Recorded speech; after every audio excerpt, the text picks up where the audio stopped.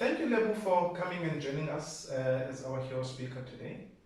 We would like to know more about yourself, a little bit about yourself. Um, Questions such as where you from, how was your growth as a child, your family, your ups and downs, if, your childhood. Yeah. Oh, thank you. It's my pleasure, Loiso, and thank you for having me here today.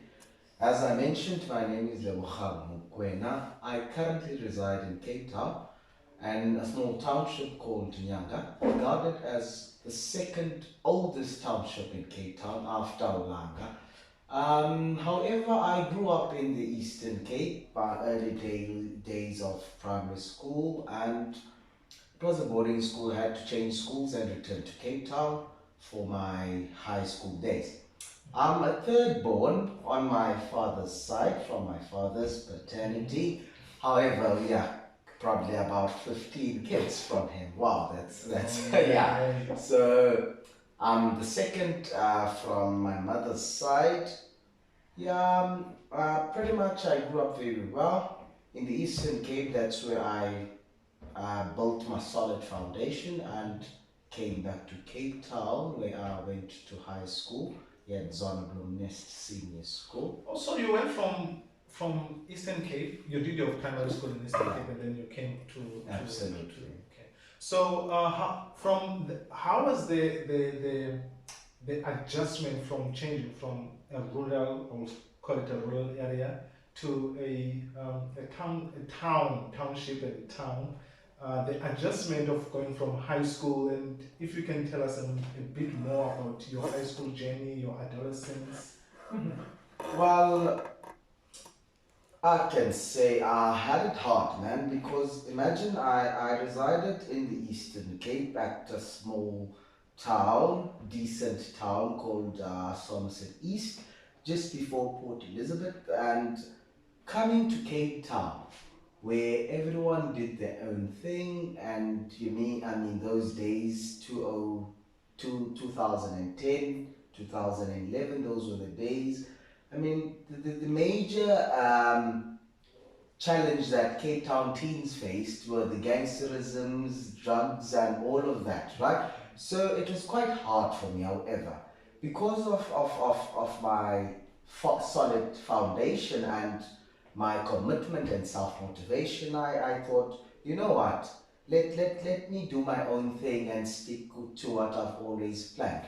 So I went to high school at Zonneblom Nest, and things were quite fair. I was a normal student with fair marks, fair student. However, my bubbly tenacity and personality helped me make my my my my ability to work with people very easy. I grasped things with ease, and I managed to become a leader today because I'm quite a caring young fella and who's driven and influenced by socio-economic change. So hence I'm self-motivated and quite a great leader today, I presume. At Zonneblom, I held, I was the RCL member for 3 years, Nice. and two of which I was the chairperson who represented the learners on the SGB meetings for the learner body, and represented quite fairly on the junior city councillor of Cape Town. I was the junior city council for 2 years term, 2016 and 2017, with other students from different high schools in Cape Town in the metro area.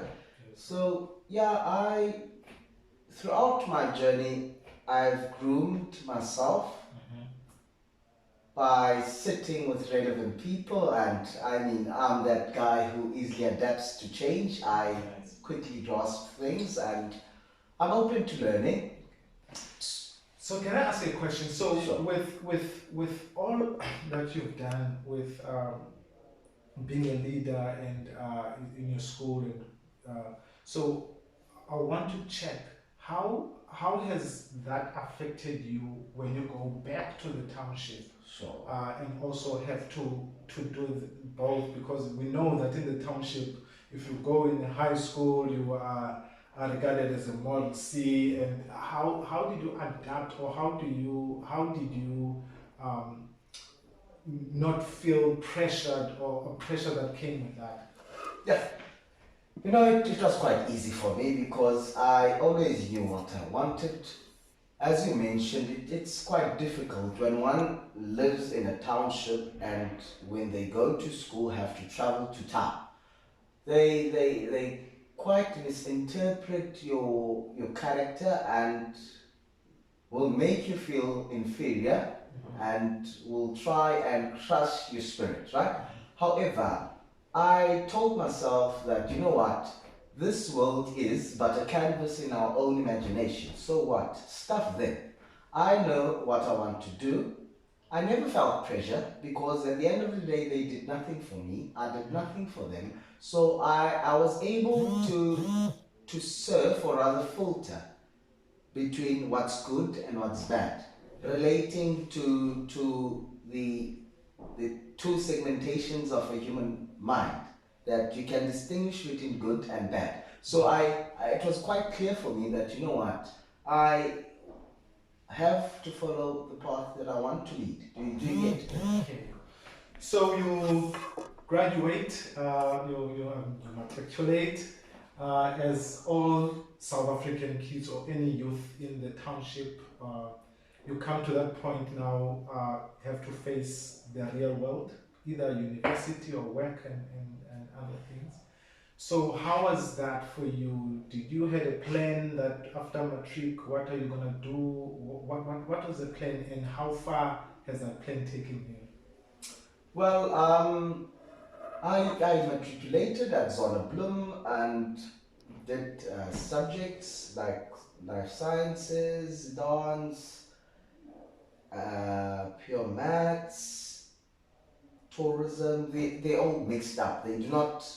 They're not aligned with a certain career path. You get it? So, however, I always grew up as an ambitious and optimistic young lad. So, I've always wanted to become a lawyer. So, I matriculated at Zonneblumnest and I was quite the head boy for the matriculation year of 2017, with my principal, John T. Damzel, who's no longer there anymore. So, I've always wanted to become a lawyer. So I fell flat with my face when I didn't do as I've expected. I was expecting in my matric marks. So I couldn't take it very well because, while in high school, being a first student and being quite a big fish in a small pond, I fell flat with my face because I didn't achieve the marks that I've always wanted. However, that didn't pull me down. I said to myself, you know what? Stick to the plan, make make it happen. So I was fortunate enough to meet a friend in town, and he referred me to Tsiba Business School, and I was really fortunate enough that they offered me the learnership of NQF Level 4 in Business Administration, one that was very informative and quite interesting because the way that I've scheduled it was quite fair, and it opened our minds because we got to apply what we've learned in our classes, the theory part of the course, to our work placement, right? So it was quite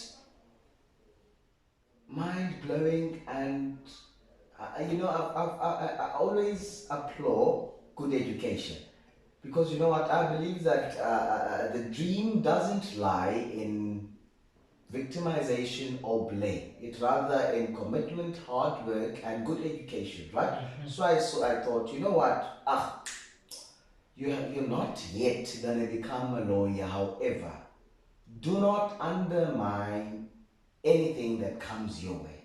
So I got in the learnership, I did quite well, I was competent, and didn't leave my dream of becoming a lawyer, Nice, however. nice. So I got there, I was lucky to be placed, my work placement was at Tsiba. Beautiful. So, fortunate enough, the Tsiba Ignition Academy absorbed me due to my hard work and commitment and my perseverance attitude. So, I got absorbed and got the job of office administrator, which was quite fair. So, that was in 2019, April, right? So, I got the job and I thought, you know what? Now you've got a certain qualification. Secondly, you still can pursue your dream. So I thought, why not? I've seen the business side, the business administration side. Why not pursue my dream? So I enrolled at UNISA for diploma in law. Nice. I was accepted and I'm currently doing it and I'm still gonna do it. Whatever it takes, I told myself, you know what? If you keep the can-do attitude, you'll get what you want. Thank you so much, sir. Thank you for your time. We know it's short and you still have a lot of stories. But I think what I want to really applaud from you is just the perseverance of wanting something so much, and even when you've got a job, you still pursue that, because I think our youth nowadays is just once you get a job, you're stuck into it and you never pursue some of your dreams. But really want to say thank you for your story. We hope that in the next 4 years or 5 years we will have a lawyer in you. Sure. Thank you so much, sir. Thank you then.